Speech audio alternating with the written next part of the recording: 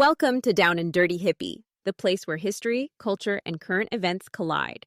If you would like to delve deeper into any of the topics discussed here, please visit our website for full research and resource links.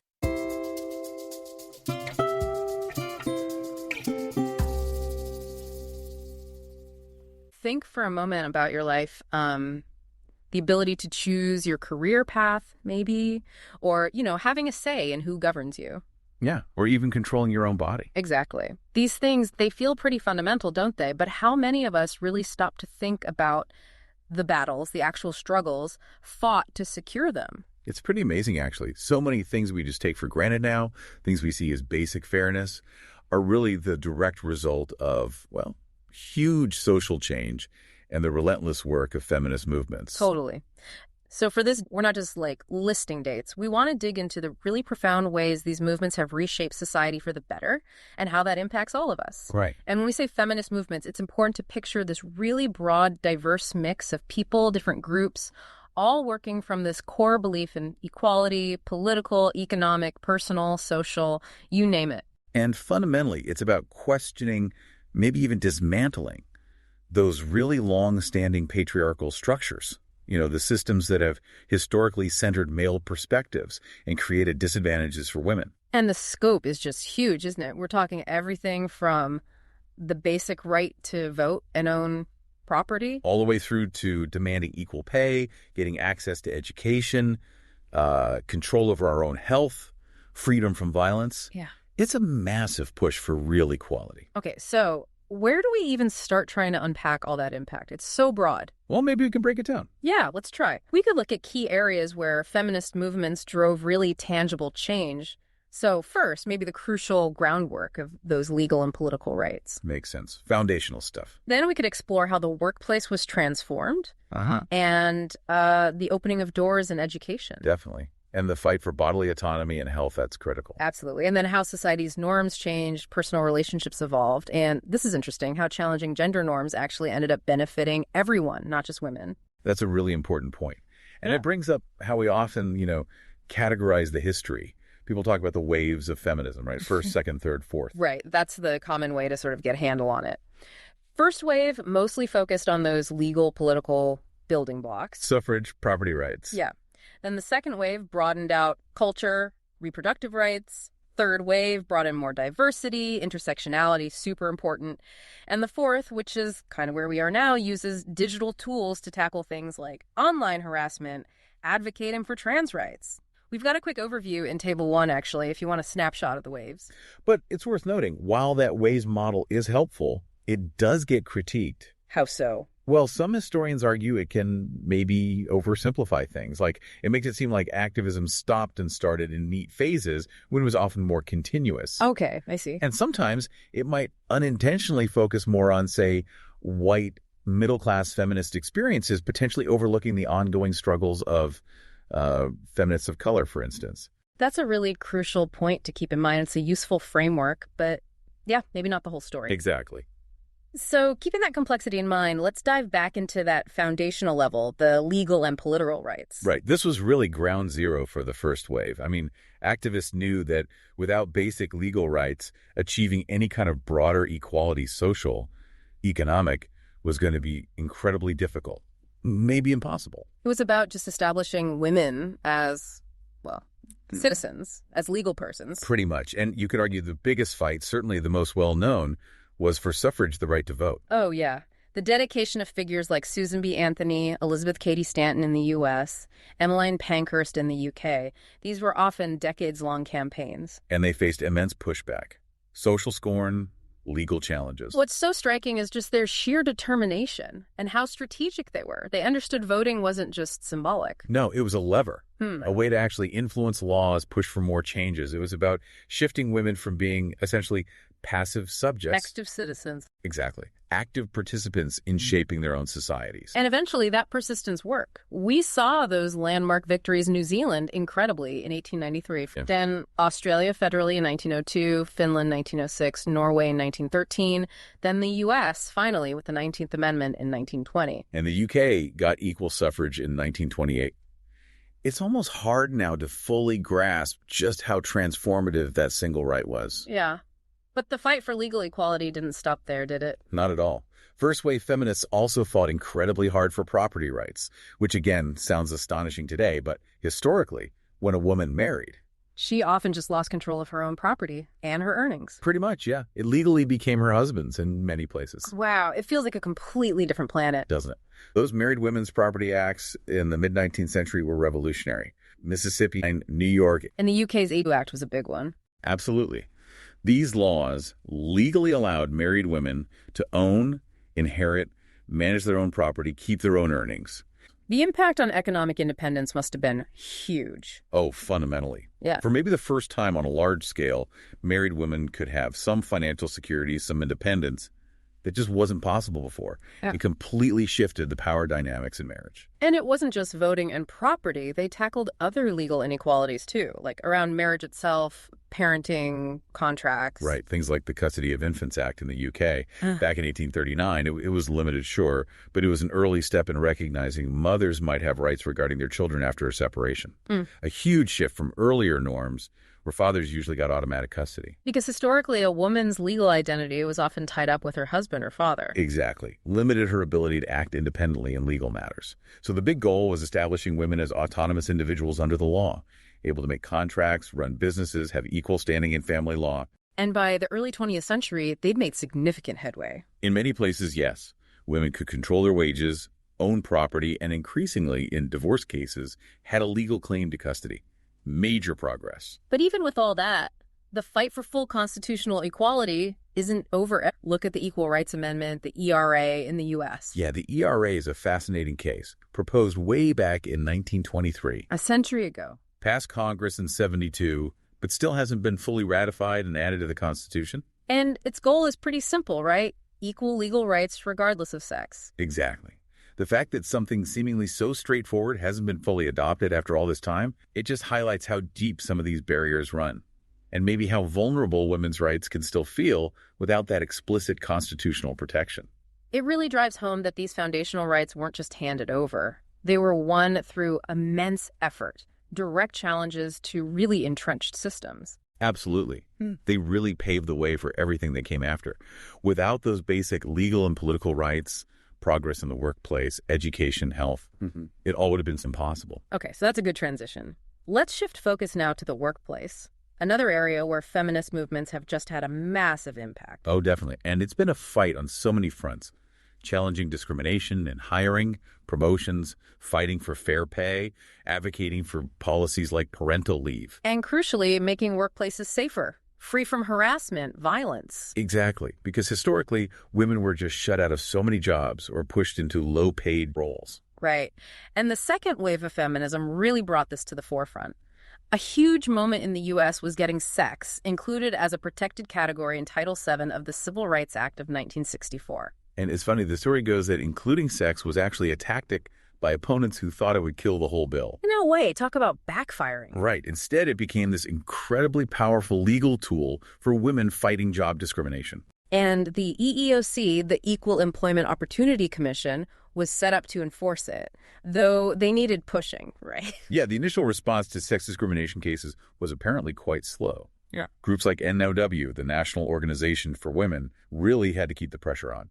Challenging things like those old help wanted male and help wanted female ads. Exactly, which eventually led to Supreme Court rulings saying women had the right to apply for any job they were qualified for. And we saw similar laws elsewhere, too. Oh, yes. The UK's Sex Discrimination Act in 1975 is a key example. These legal frameworks, plus all the activism, really started to open doors for women in all sorts of professions. But it wasn't just about getting in the door. It was about fair pay once you were there, that whole equal pay for equal work principle. A cornerstone demand. The U.S. Equal Pay Act of 1963 was an early win, same job, same place, same pay for men and women. But the gender pay gap, it's still here. It's proven incredibly sticky.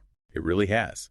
And it's more complicated than just unequal pay for the exact same job title. You've got occupational segregation, women's work, being systematically undervalued. Like teaching, nursing, care work. Right. And then there's the very real motherhood penalty that affects women's earnings and career paths after having children. So feminist thinking on this has evolved. It's not just about comparing pay stubs for the same job anymore. Exactly. The analysis now looks much more critically at how whole sectors dominated by women are just valued less in economic terms. And the potential economic upside of closing these gaps is huge, potentially trillions added to the global economy. Which brings us to parental leave. As more women worked, supporting working parents became critical. And feminist advocacy was absolutely key in pushing for these policies. The U.S. Family and Medical Leave Act, FMLA, in '93 was big unpaid job-protected leave. But unpaid leave just doesn't work for everyone. Right, so the push for paid leave is ongoing. And it's interesting you said recommendations for paid maternity leave in the U.S. go way back to 1963. They do. And now, thankfully, there's more focus on leave for fathers, too, encouraging shared caregiving. Some places are finally starting to implement paid leave programs. And other laws help, too, like the Pregnancy Discrimination Act, stopping women being fired just for being pregnant. Hugely important for women's economic security and ability to stay in the workforce. Okay, another massive shift, making workplaces free from harassment. It's actually shocking that workplace sexual harassment wasn't legally seen as discrimination under Title VII until 1986. That's right. The Meritor Savings Bank v. Vincent Supreme Court case. And feminist legal scholars and activists were absolutely central in defining harassment, raising awareness, and pushing for that legal recognition. Thinking about things like the Violence Against Women Act, VAWA, and then much more recently, the #MeToo movement. #MeToo had a massive impact, didn't it? Really bringing the scale of the problem into the public eye, forcing some changes in company policies, even legal frameworks in some cases. It felt like a watershed moment. It showed how widespread it was across all industries. So looking back at all these workplace changes driven by feminism, it's pretty significant. Definitely. More women in leadership, the wage gap is narrowed, though it's still there.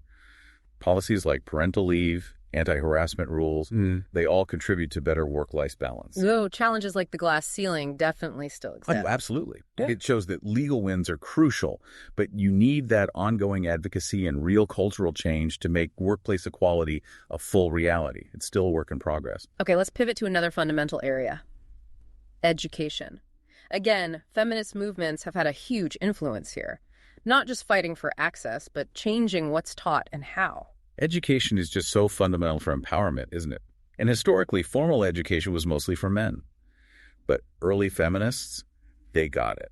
They saw denying education to women limited individuals and held back society. You think back to Mary Wollstonecraft, 18th century, arguing women were intellectually equal, deserved education. Exactly. And the first wave really focused on getting women into higher education.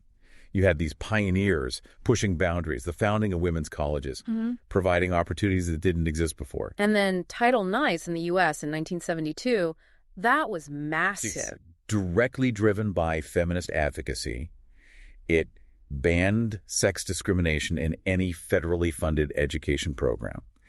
It opened up previously all-male institutions, got rid of discriminatory quotas in grad schools, professional schools. It just fundamentally changed access for women. And you saw the results immediately. Female enrollment, degrees awarded, just shot up across the board. And globally, while there's still work to do, especially in secondary and higher education in some places, we have seen big progress in primary education access for girls. But feminism in education wasn't just about getting women into the classroom. It was also about what was being taught. Challenging the male-centered curriculum. Exactly. Second wave feminism really pushed this. You saw women's studies, then gender studies programs emerge in universities. And these weren't just new subjects. They were a form of activism, too, right? Creating spaces for critical feminist scholarship, challenging the biases in existing courses and textbooks. Definitely. And these fields have evolved, looking deeply into how gender is constructed, how it intersects with race, class, other identities, how it shapes power dynamics. There were other initiatives, too, like the Women's Educational Equity Act in the U.S., supporting non-sexist teaching materials. Right, and the whole idea of feminist pedagogy teaching methods that actively address power, inequality, social justice, right there in the classroom. So the impact goes way beyond just facts and figures. It's about personal development, critical thinking. Expanding life choices.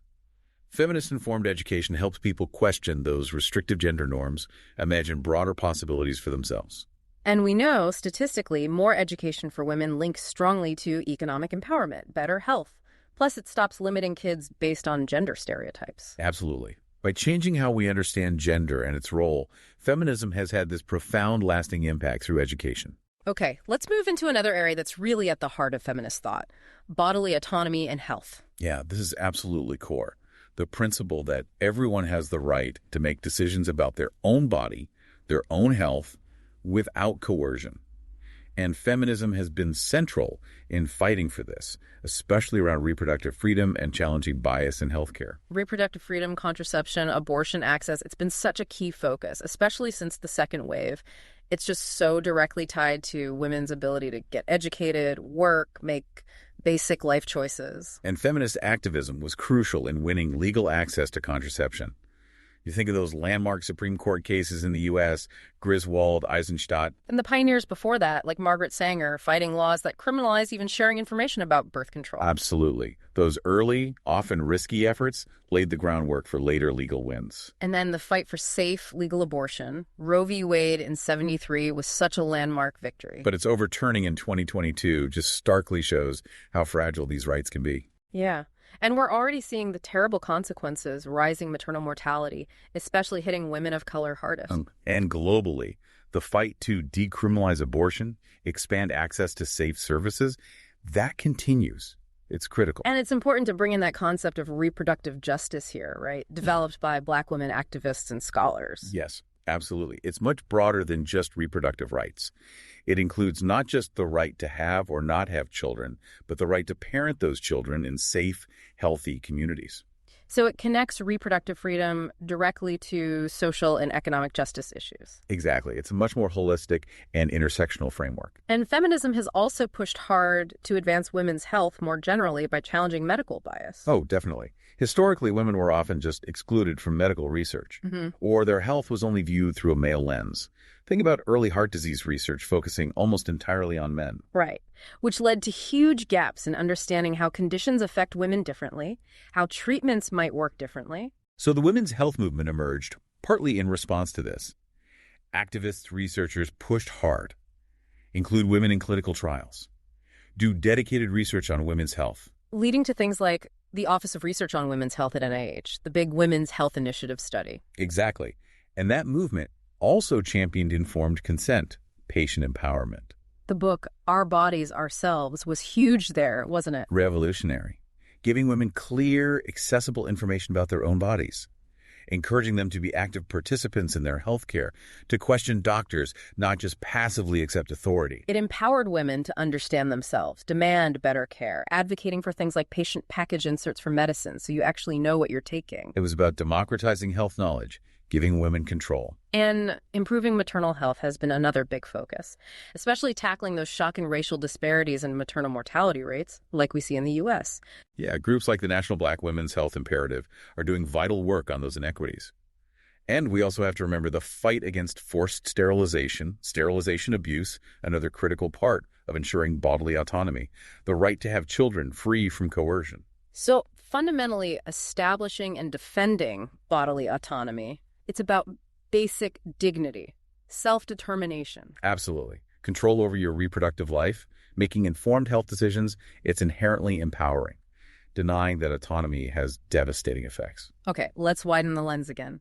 How has feminism impacted things beyond laws and policies, like societal norms, personal relationships? Oh, this is where you really see the ripple effect into everyday life. How we understand gender, what we expect in relationships, how our communities function. A big part is challenging those restrictive gender roles and stereotypes, right? The ones that limit everyone's potential. Definitely. Traditional norms box people in.